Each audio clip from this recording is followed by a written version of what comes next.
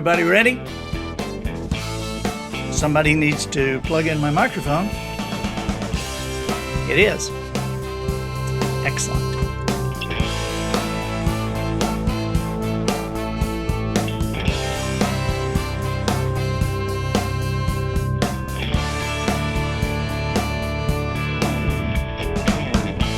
Good morning, afternoon, or evening. You are listening to The Professional Noticer. Here I come to save the day. Here, you and I will use common sense and all the wisdom we can muster to move beyond what is true and go all the way to the truth. Oh, Andy, this is big. This is really big. Creating measurable results for people like you and families like yours. No longer a member of the amateur ranks. I am the professional noticer. There's right and there's wrong. You gotta do one or the other. Hello, everyone. I'm Andy Andrews. Hey, thank you for making me a part of your week. While our topics might seem to vary wildly at times, it is because the things you care about most are often greatly affected by the things you care about least. Therefore, we will field questions about business, spiritual issues, popular culture, and that kid down the street who threw a case of toilet paper into your trees. Again. My purpose here, today, and with every show we do, is to play the part of a best friend or a coach. I want to help you live the life you would live if all your toughest questions were answered. The Professional Noticer is sponsored this week by Tucker ATV, the small business with the national reputation.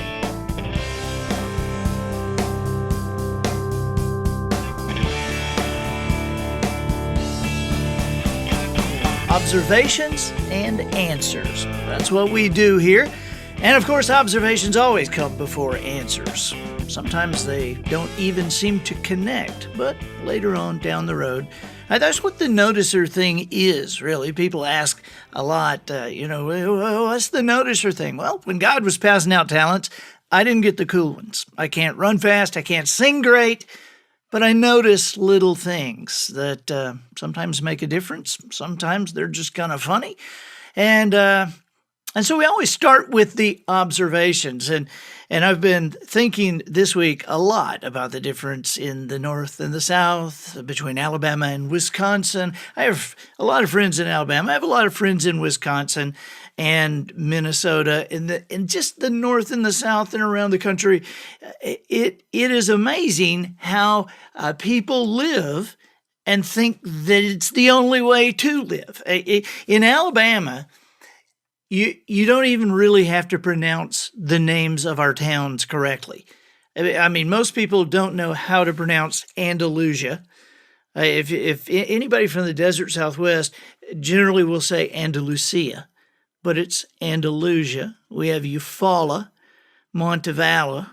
We have Sylacauga, Talladega. Now, most everybody knows Talladega just because of the race, but there's also a Tallahassee. Not Tallahassee, that's in Florida. We have Tallahassee. There's Tuscaloosa, Mecca, of course. Tuscumbia, Wedowee. And here's another odd thing that happens in Alabama is people will kind of dyslexicize the spelling and pronunciation of a town. There is a town in Alabama, and the name of it is Salitpa, Salitpa. But as God is my witness, I don't think there is a person living in that place who doesn't pronounce it Salipta. Salipta. But it's not, that's not how it's spelled. We also have in Alabama an intercourse Alabama.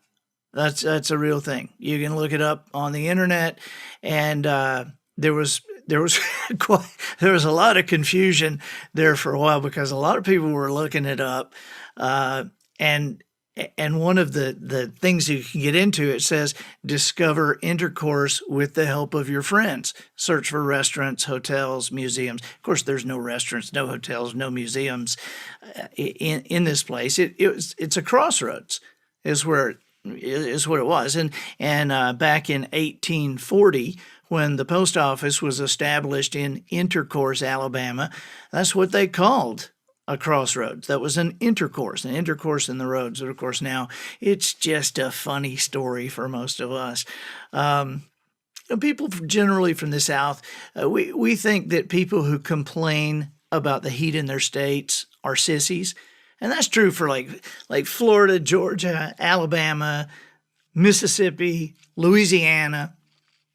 I mean, but the same thing with Minnesota and Wisconsin. They think that the people who complain about the cold are sissies. I mean, you start talking to anybody from Minnesota or Wisconsin, and they will tell you about whatever day it was, that it was however many degrees below zero and snowing, and most of the kids were outside, playing in T-shirts, something like that.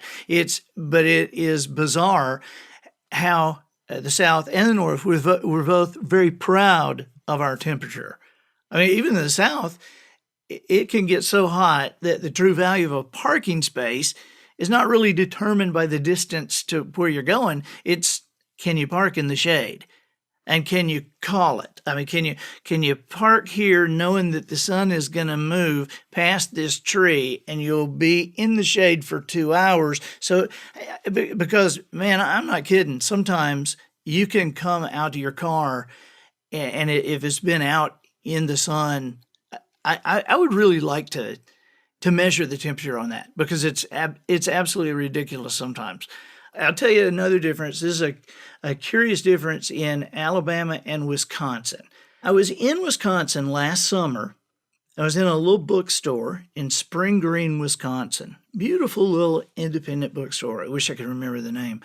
But I had gone in late in the afternoon, was just looking around, and a lady comes up to me from behind the counter. She comes up and she says, "Sir, would you please join us in the basement? A tornado has been spotted 3 blocks away. Please, come to the basement very quickly." So I did. I on the way down the stairs, I grabbed a Coke. I grabbed a book off one of the book tables. I have this pathological fear of being bored.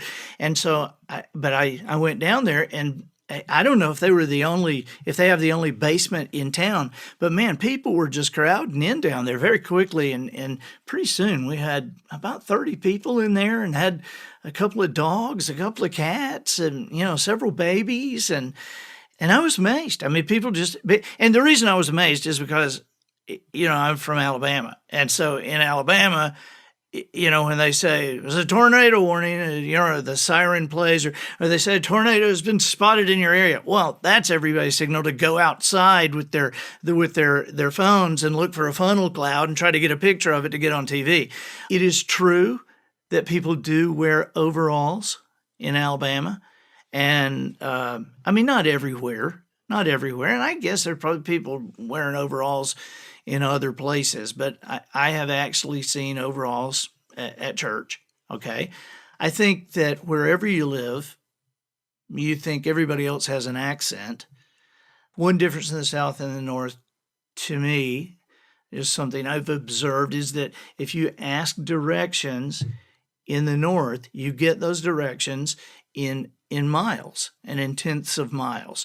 But if you ask directions in the South, you get those directions in minutes with landmarks, right? It's like, I go 5 minutes this way, and you're going to see a big tree. It's a big oak tree. And you go 5 minutes to the big oak, and you turn right.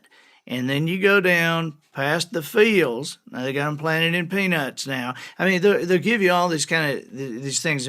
But I am so ADD that once somebody gets past, just give me the first place I turn. Just tell me the first place. I think there's a couple more here that I was thinking of. A big difference is in the South. Now, in the South, football is the deal, especially college football. And I had somebody ask me about this the other day. I know many instances of people who have used a football schedule to plan their wedding date or to plan some major event in their lives. I mean, and honestly, God forbid somebody should plan their wedding on a Saturday in the fall when Auburn and Alabama are at home, because nobody's coming to your wedding. You know, I was talking to a friend of ours just last night, and Scott Coleman was telling me, we were sitting out on the porch swings, and that's kind of an Alabama thing too, isn't it? But we were sitting out, and he said that his sister, he said, what an idiotic thing to do. She planned her wedding on the weekend of the Alabama-Georgia game, and he said, my dad is an Auburn fan, so he danced with her, but we weren't going to dance with her. If she hadn't have put a television up in the reception area, we wouldn't even have come. And I said, "You're serious, aren't you?" He said, "I'm serious." He said, it wasn't until we were up 30 on them before I ever went in to dance with her. And it is amazing. People, Sports Illustrated said that the Alabama-Auburn rivalry was the biggest rivalry in college football. And people, I'll hear people say, well, what about Ohio State, Michigan, or what about this or that? And the only thing I have to explain it is that in Alabama, there are no professional teams of any kind. And so it's Alabama football and Auburn football. If you turn on the sports radio here, they're always talking about Alabama-Auburn football, always. So these are the observations for today. Sometimes they mean something, sometimes they don't, sometimes they lead to something. Our question and answer is next. I want to let everybody know that Tucker ATV is sponsoring the Professional Noticer this week. Tucker ATV from Jackson, Alabama, Highway 43 North. Now, if you ever wanted to buy an ATV in your life, if you've ever been interested in that kind of thing in your life, you owe it to yourself to go off the beaten path and go down Highway 43 on your way to the beach and stop in at Tucker ATV, because Shannon and Lisa, the owners of this place, Shannon and Lisa Tucker, have made it's like its own destination. I mean, it is unbelievable. They've got antique stuff on the wall. They've got a thing in the back with a porch swing inside, and you can sit and drink coffee to your heart's content. It's almost like Floyd's Barbershop, but a very cool version of it. And it has all the ATVs, the power tools, everything around in there. And they've got stuff in there that kids will love to look at. You owe it to yourself. Stop in and see them at Tucker ATV. Tucker ATV, Highway 43 North in Jackson, Alabama, the small business with a national reputation. Okay, observations and answers. Yeah, that's what we do here. I deliver the observations, you provide the questions. And questions are a critical component of the person you and I aspire to become. No one should be embarrassed to ask a question. The person who never asks a question, they either know everything or they know nothing. Always remember, the quality of your answers can only be determined by the quality of your questions. You can send your questions to theprofessionalnoticer@andyandrews.com. That email address is also in your show notes. And let's get to our question of the day from Josephine R. in Nebraska. Josephine? Hi, Andy. My husband and I have been married for 34 years. We have 3 adult children. All are well employed. 2 are happily married and have children of their own. Our youngest son is single, 26 years old, and will be married next year. We adore his fiancée. My husband and I have both been reasonably successful in our careers, and we're not in any financial trouble at all. Here's the problem. I'm scared. I have no idea why, but it is a challenge that seems to be increasing by the day. Why in the world are you so frightened about everything? Is the question my family, especially my husband, ask often. And I don't know, but it is true. I'm afraid of the future. I'm worried about my children and grandchildren. What if my husband gets sick? Am I sick? What will our neighbors be like? Is my husband having an affair? Has he already had an affair? Do we have enough in savings? And I could go on and on, but you get the picture. Am I the only person who feels this way? Have you ever been terrified and couldn't explain it? You are my last stop before finding a psychiatrist. Thanks for considering these questions for me. Sincerely, Josephine from Nebraska. Okay. Thank you, Josephine. That is a great question, kind of a question that I've heard in the past, one that I've kind of felt in the past. You ask, are you the only person who feels this way? I promise you, you are not. I've got a copy of your question here in front of me, and so if you don't mind, I'm going to kind of go through it and comment on several things, and then give you an overarching answer to what I've already said is a great question. Now, congratulations on being married for 34 years. Wow. Almost anybody would say 34 years, that's a successful marriage. 3 adult children, all are well employed, you say, 2 happily married, children of their own. Your younger son getting married next year. You love his fiance. So far, so good. You and your husband have both been reasonably successful, not in any financial trouble. And yet you're scared. You're afraid. And your husband wonders about it. I understand this in a deeper way than you think, and I particularly felt for you. You know, when you were saying you're afraid of the future, you're worried about your children and grandchildren. What if your husband gets sick? Am I sick? And I'm assuming you don't mean psychiatrically. I'm assuming you probably mean like I listened to some medical report somewhere and it starts with your forearms itching, and within 5 minutes I'm going, I am kind of itchy right up here. You wonder about your neighbors and your husband having an affair. Look, I think that the reason that you are so scared is because you're a smart person. I know your eyebrows are probably up right now, and you might think that I am trying to pander to you or flatter you, but I'm not. I really believe that smart people are more likely to live their lives in fear than people who are not so smart. I don't think you can be married for 34 years or have raised 3 children into great adulthood and be reasonably successful in your career, not any financial. I don't believe you can do any of that and be dumb. And I think that is kind of smart person living. And I think that also it shows great creativity.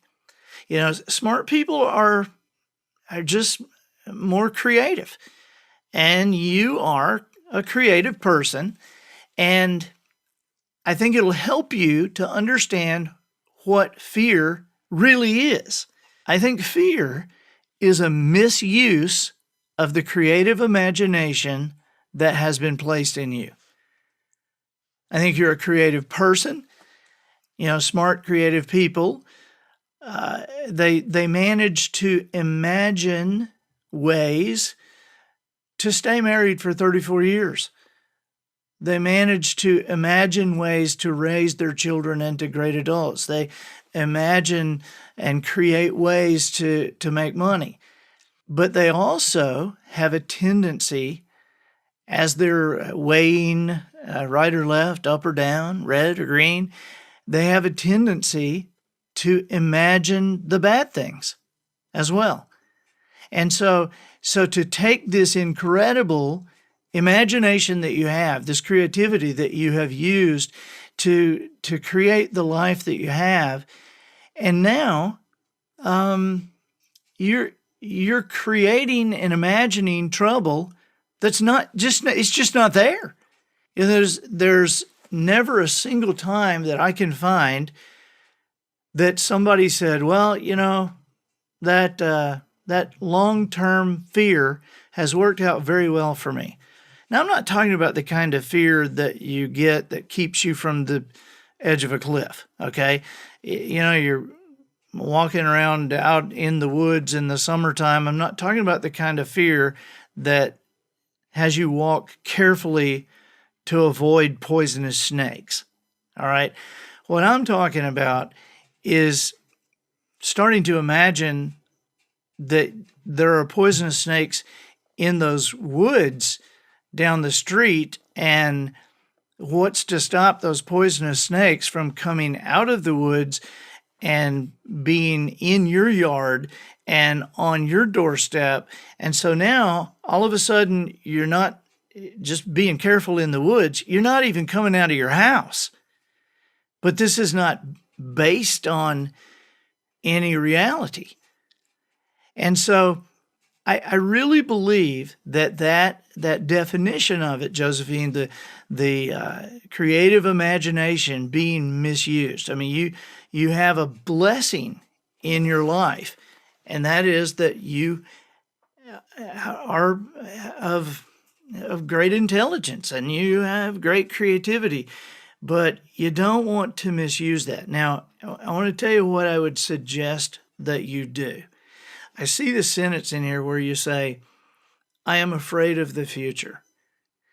Okay, if you are imagining a tough future, if you're imagining a bad future, let me just say, stop it.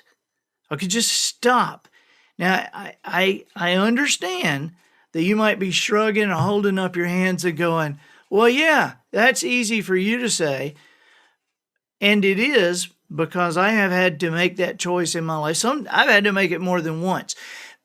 But I do know that when we sit around and, we sit on the couch and shift our minds into neutral, things move downhill, right? I asked my boys one time when we were younger, when they were younger, and we would go canoeing on the Blackwater River. And I would say, do you remember that water? It flows like about 4, 5, 6 miles an hour. And there are these awesome sandbars. And so we would get out, we'd park the canoe and get out and we would swim. And I asked the guys, I said, so you remember swimming against that current? You remember that? And how hard you had to stroke to swim against the current. Now, it wasn't something that was so hard that you couldn't do it, but you had to pay attention to it. You had to pay attention to moving upstream. You could swim upstream, you could swim downstream, or you could just kind of tread water. Now, trust me, whether we're talking about canoeing in the Blackwater River or talking about your situation and being afraid of your future, Josephine, you want to swim upstream. You want to imagine the future that you want. You don't want to be afraid of the future. You don't want downstream. Everything good in your life is upstream. You want to drink water out of a stream? Do it upstream, not downstream. Okay, everything good is upstream. Everything good you will be striving for. Now, downstream, it's not as rewarding. But the thing that people don't seem to notice is, we say that, you can go upstream, you can swim downstream, or you can tread water. Well, the problem with treading water is that the river's moving. Life is moving. And if you are not making the effort to specifically swim upstream, you're just going to sit there and tread water, life will carry you downstream. Your thoughts will carry you downstream.